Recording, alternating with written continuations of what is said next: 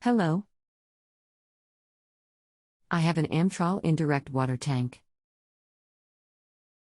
It is leaking a little from the bottom. I have heard that the gaskets can be replaced. Is that true? Welcome, my name is. I will do my best to help you with your issue. If the tank is leaking, it will need to be replaced. You can't repair a tank leak. But before you replace the tank, be sure it's not leaking at a piping connection. It seems like it is the base and sort of leaking from the bolts. Then it sounds like you need a new unit.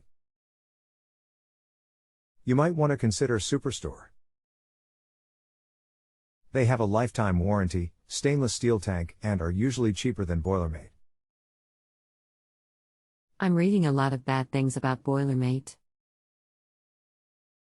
I will look into SuperStor.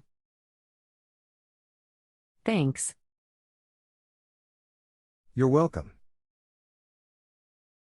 Thanks for using JustAnswer.